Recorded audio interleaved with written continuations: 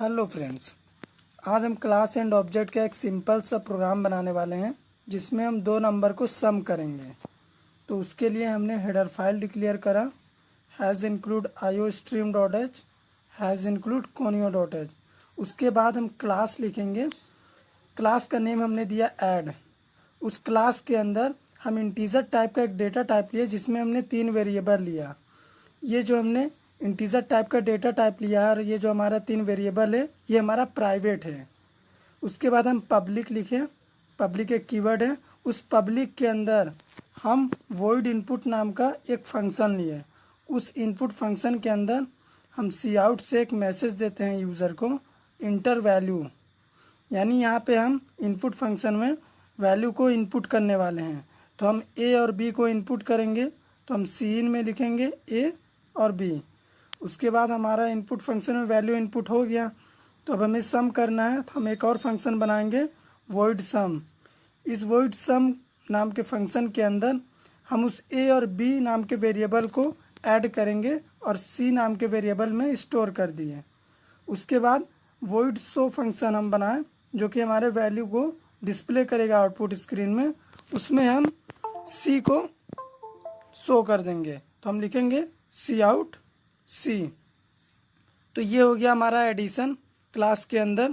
तो अब हम शो फंक्शन को क्लोज करेंगे और अब हम क्लास को भी क्लोज करेंगे। तो हम सेमी कॉलम से क्लास को क्लोज करते हैं, तो हम सेमी कॉलम दे दिए। मैंने ऑलरेडी क्लास का वीडियो बना दिया है, एक what is class, what is object क्या होता है पूरे डेफिनेशन के साथ। लास्ट वीडियो अपलोड हो चुका है, आप चैनल पे जाके देख सकते हैं। तो चलिए मैं प्रोग्राम कंटिन्यू करता हूँ।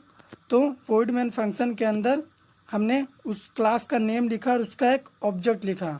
उस ऑब्जेक्ट से हम अपने तीनों पब्लिक फंक्शन को कॉल करेंगे। तो हम ऑब्जेक्ट डॉट इनपुट लिखें, ऑब्जेक्ट डॉट सम और ऑब्जेक्ट डॉट शो, यानी हम अपने फंक्शन को ऑब्जेक्ट के थ्रू कॉल कर रहे हैं।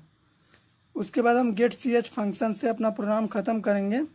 यहाँ पे मैं CLR फंक्शन लिख देता हूँ ताकि हमारा आउटपुट स्क्रीन क्लियर हो जाए। तो ये हो गया हमारा प्रोग्राम कंप्लीट। तो मैं इसे एक बार आपको समझा देता हूँ कि हमने क्या किया। हमने सबसे पहले एक क्लास बनाया ऐड नाम का क्लास। उस क्लास के अंदर हमने 3 वेरिएबल बनाया जो कि हमारा ये वेरिएबल प्राइवेट है। यहाँ पे आप प्राइवेट कीवर्ड लिख भी सकते हैं और अगर नहीं भी लिखेंगे तो यहाँ पे ऑलरेडी प्राइवेट होता है। क्लास का एक्सेस स्पेसिफायर अगर आप नहीं देंगे तो वो डेटा प्राइवेट हो जाता है। उसके बाद हम पब्लिक के अंदर 3 फंक्शन बनाए इनपुट सम शो। ये 3 फंक्शन के अंदर हमने अपना पूरा कैलकुलेशन कर दिया। इनपुट के अंदर हमने वैल्यू को इनपुट करा और सम के अंदर हमने ऐड किया और शो के अंदर उस वैल्यू को हम शो कर दिए।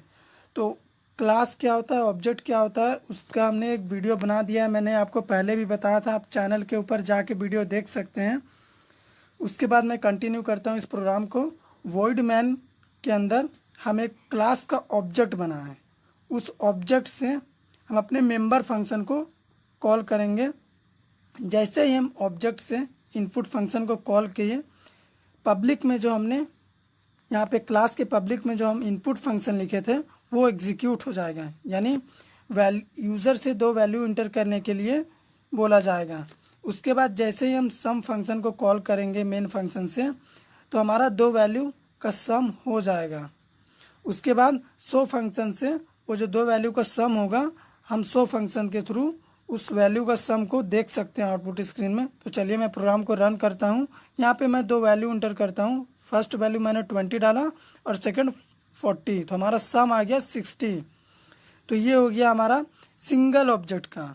यहाँ पे आप एक क्लास में एक से ज़्यादा ऑब्जेक्ट भी डिफाइन कर सकते हैं, जो कि मैंने आपको पहले वीडियो में भी बताया है कि कैसे आप एक से ज़्यादा ऑब्जेक्ट का यूज़ कर सकते हैं सिंगल क्लास में। तो उस सेकंड ऑब्जेक्ट से भी हम अपने मेंबर फंक्शन को कॉल कर सकते हैं।